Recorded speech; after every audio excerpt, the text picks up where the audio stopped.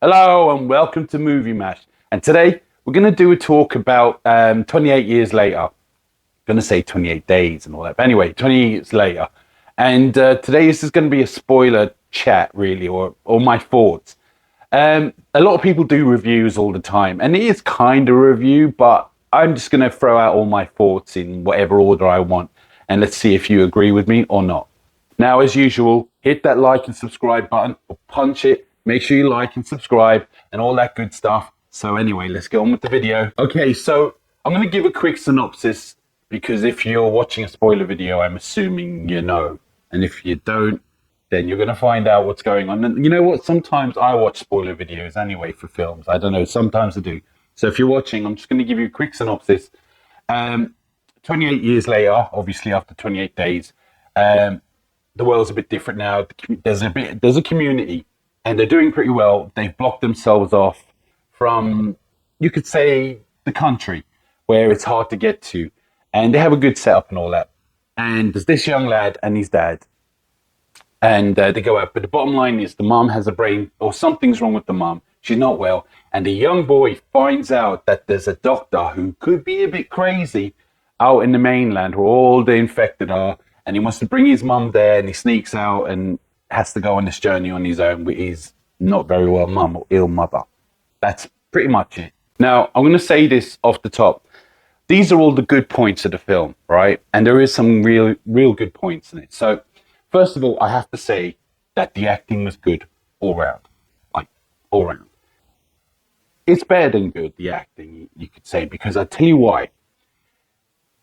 First of all, you could say the trailer is somewhat deceiving because you get the impression that Aaron Taylor Johnson is the lead of the movie, yeah? And he's in it, and he has a good part on it, but the boy, I can't remember his name, I'll put it up on the screen. The boy, he's the main character in the movie, and had I known this before seeing the movie, it may have put me off it because you know what it's like when you, like, we'll say the film The Predator. I know there was a boy in it and it was like, oh my God, it just ruined it and it just became childish. So that normally would have put me off. But I was pleasantly surprised the way this young lad was able to carry this movie on his own, nearly on his own, and he did such a good job. Now, I will say, I did a review recently on a film called Marshmallow, and there was another little boy, and he was fantastic as well. So because of this and because of that film, next time there's a film that I know there's a young lad lead in it or a girl, I might give it a try before I say no straight away, you know. Hopefully it works out. Maybe directors are beginning to notice that we need some good dramatic young actors, you know, which I'm sure it can't be that easy to find, but you know, from now on, because a lot of these kids are annoying. Now, I'm going to say, when I say the acting was good and the characters, but I tell you what, for me, apart from the young boy who was a standout, Ralph Fiennes, he was really good. Yeah, I really liked his character. I wasn't sure what to expect from him, and as again, this is a spoiler.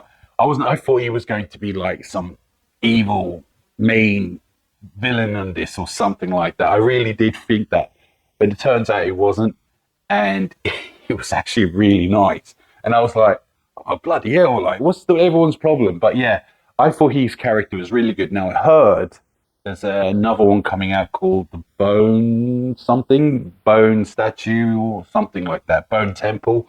I'm not sure, but he's going to be in that, which to me would be enough for me to want to go and see that because he's in it and his character, like you know what? I've always liked him, and he's being different. Like you think of Schindler's List, you think of Red Dragon and all those kind of films. So yeah, I really like him. I think he's good, but he's really good on this. There is some really good imagery on this, yeah, I think, that stands out in some ways than other infected zombie movies, right? Because, give an example, which can be quite unnerving, is, for me anyway, so, do you know, like, there's a part in the movie when the dad and the boy had to hide in the house. And it happens more than once, but you can look out and you can see up on this kind of in the wilderness, there's a bit of a tree or something, and there's an infected. You can see a silhouette of an infected. I don't know if he was a giant or whatever, but he was just standing there looking. And it happened a couple other times when you see him just standing there looking. which can be quite unnerving. It's like, do they see us? Do they not? Why are you just standing there? It's like the imagery of that, the way it was shot. I have to say that was really good. And as I said, it happened a couple of times. So yeah, I really liked that. That was good for me. Also, they used this kind of red night vision a few times in it, and I really liked it. It kind of gave you the creeps with the big bright eyes and all that stuff, and it just looked good. But I felt like they didn't use it enough. I felt like I could have done with seeing that a few more times, but you know what? It's only a little nitpick. Now, when it comes to the infected, there's an evolution that's happened. And I suppose, you think about it, it's 28 years later. And I mean, it's bound, possible something happens, with the evolution. And we got this we have some giant monsters. You could say giant infected zombies. I'm scared to say zombies because people lose their mind, but it kind of is zombies. But and I'll get into that in a minute why I think they kind of are and aren't. But anyway, so there's these big infected dudes, yeah, and they've evolved. And also, they're a little bit smarter in some ways, yeah. But the big ones are pretty clever, and they're naked. And I'm not being funny. Like you can't look away. But some ways you could call the film 28 inches later, if you know what I mean. But again, I don't mind that. I thought, you know what, it's a sequel. You probably need more of an antagonist or something like that, because it's just, how sequels are, they need something bigger and bolder, and I was quite happy with it. Again, just the way it is fine. Now, I have to say, the tension on this movie at some parts was really good. It really kind of got under my skin. I know there's one part that everyone's going to talk about and all that, of the infected woman having the baby, and I thought it was pretty good tension. I thought there was a lot going on there. It was weird, frightening, and it's one of those, should I, shouldn't I, what do I do? Do I help? Do I not? What do I run? Big guy, 28 inches are chasing me. So yeah, I just think that those tension parts and all that. I have maybe a bit of a problem about the baby, I think, but I have to put it down to, it's a movie.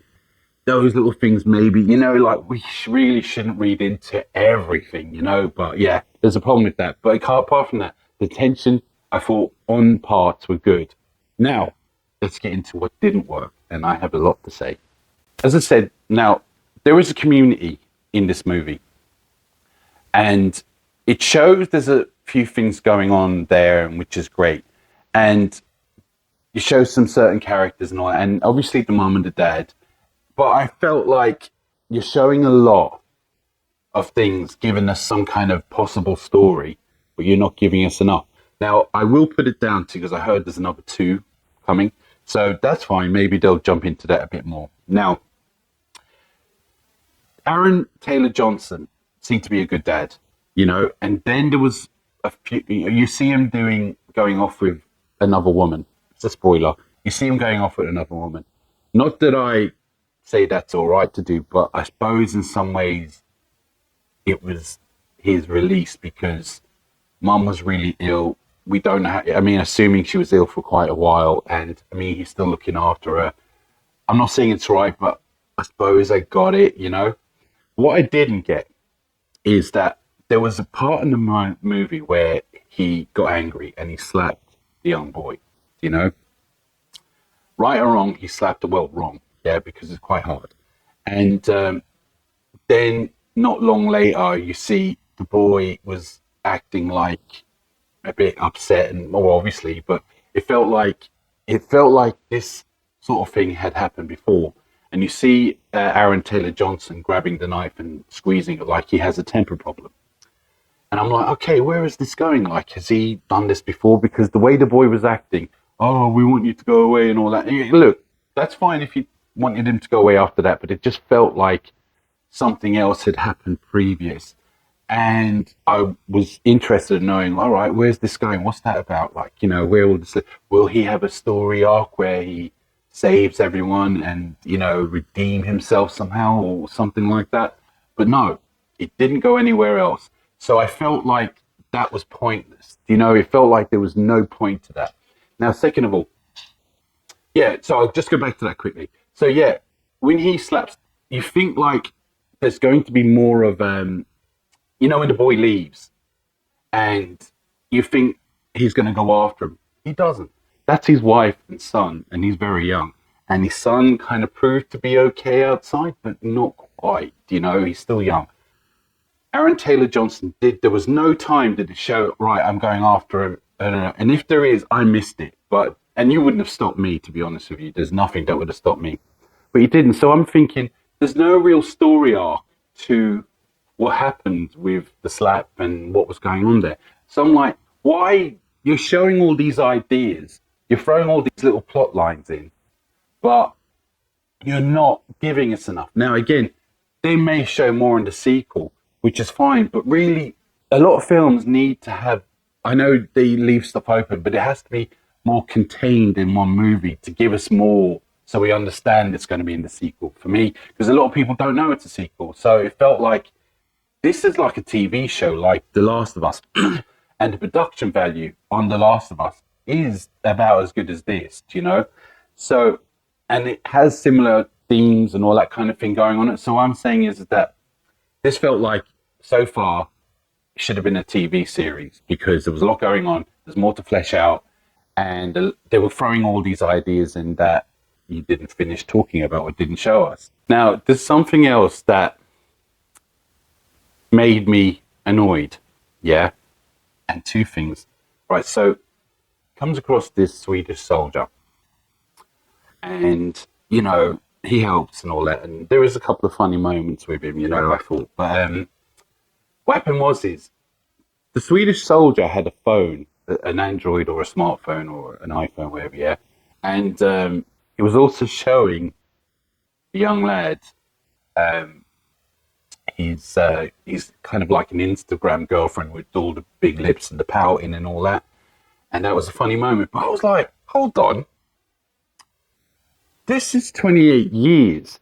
And the internet in 2001 was not available, or not everyone had it. It was like towards the end of, towards 2010 when the world really started getting it, and on since then. But 2001 still was on its, not everyone had it, especially smartphones. But it did say at one point, I nearly missed it, that the world, everywhere else in the world, didn't get the infected. So only the UK, and, they're kind of bordering it off from everywhere, and this is why they were there or something like that. Yeah, and his boat sank or something in the water. So that's fine. But I was thinking then, that don't make sense because the second one showed that they were in France and the infected was in France. And something as fast acting like that should really easily, look at COVID, yeah, but something that fast should really have got across, really should have. And that made no sense. So I was thinking, that's not, so why would they show it in the second one? So it's a bit inconsistent.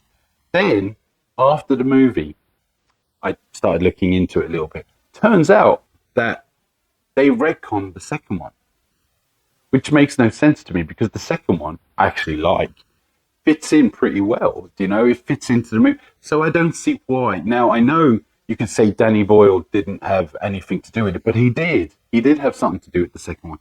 So I don't see any particular reason why it's been retconned because it fits. There's no inconsistency with it. It follows the first, so it makes no sense. Also, in the movie, they don't quite point that out. I mean, if you go to, we'll say Superman 1 and 2, and then you have Superman Returns, yeah? You can see that 3 and 4 have been not quite retconned, but they have been where it's Superman Returns is part 3, technically. But the thing is, Superman 3 and 4 are their own story, yeah? And they don't fit in as much. So this Superman Returns is a kind of a following story, and it fits in, it kind of lit. So with the second one, it fits in and it does feel like a continuing story with the zombies at the end. So without letting us know, he's given us questions and it doesn't make sense to me. And even if they did retcon it, you're telling me that there's no possible way with all the technology and all these things that it was only the UK? Maybe I'm going into too much, but it really annoyed me. Now, Something else I want to bring up about a lot of people go, oh, they're infected, not zombies. Well, you know, there's a very fine line between that and not. But what I will say is, and I don't hold, I'm not an expert on this, but I love 28 Years Later, and I like the second one. I've watched them a few times. If you think about it, I don't really think the zombies or the infected actually die as such. You know how a zombie dies and then comes back as a zombie, brain dead.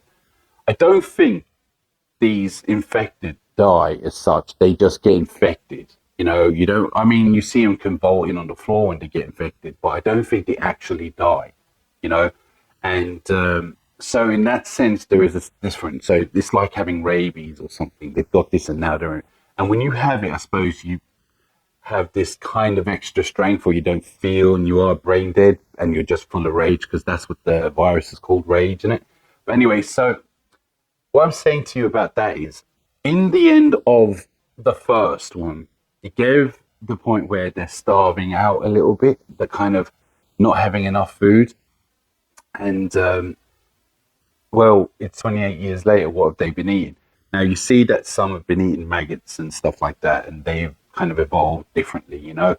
But you see that the world has become kind of very, everyone's hidden, there's isolated, there's obviously groups and gangs around or hiding and all that, like the group that we're watching. So it doesn't seem like there is many people running around like there is in the first one, or even the second, yeah. So it's what have they been feeding on, really? Like, you know what I mean? So there's that.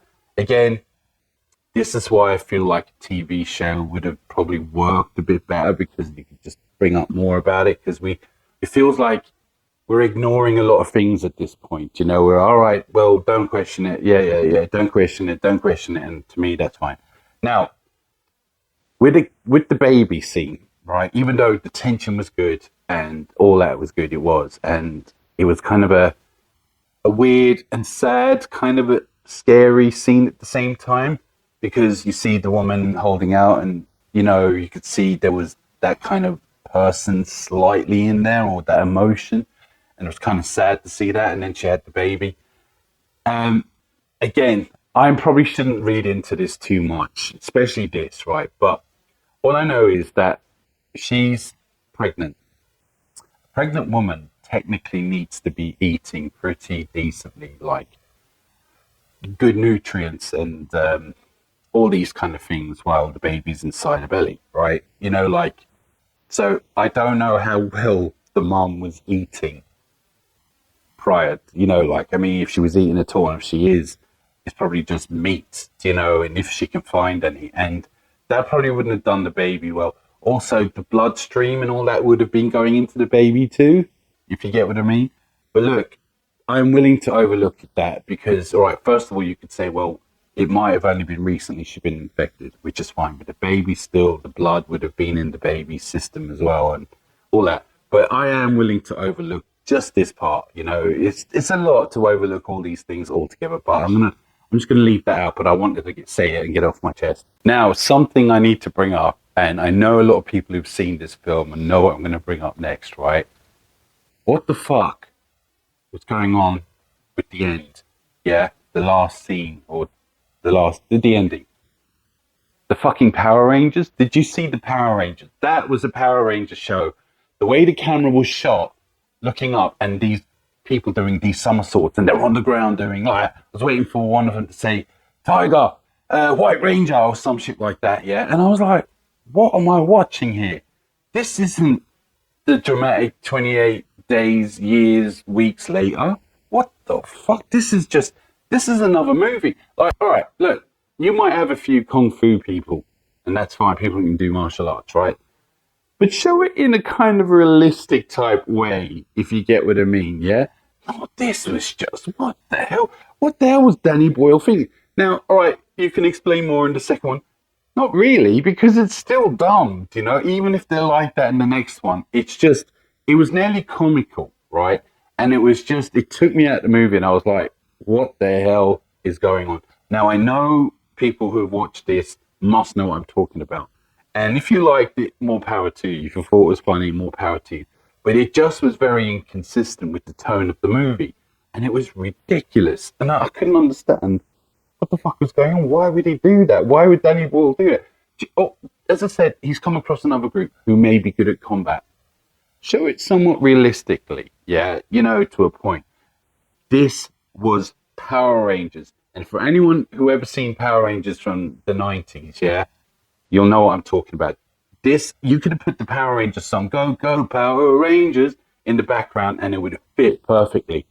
I don't know what the hell that was. And that really, as much as I was up and down with the film, that was a real down, and I really think he shouldn't have done that. Now, as I said, apparently there's going to be 2 more sequels. And because Ralph Fiennes is in it, I hope that young lad is in it too, yeah. I will obviously go and see it. But I just feel like it better start fleshing out the stuff on this. And if it doesn't, then this is just dumb because, as I said, they're giving us a lot of things, a lot of stories, but not fleshing out any of these stories. And, oops, sorry, my phone. They're not fleshing out any of these stories. And it's like, well, even if it does go into the sequel, a film needs to be contained to a point. It needs to be its own movie to a point. You can leave some loose ends out, but you've got to give us more to get us into and understand these loose ends. You just went, there, oh, this is happening. That's it. Oh, this story might be all right. That's it. And I'm like, all right, but you need to give us more. Maybe find out that the dad did have a temper back in the years ago, and he's been doing this, and now he's trying to do all that. No, we don't even know if he had a temper. We don't even know if it was an accident or was it just a one-off.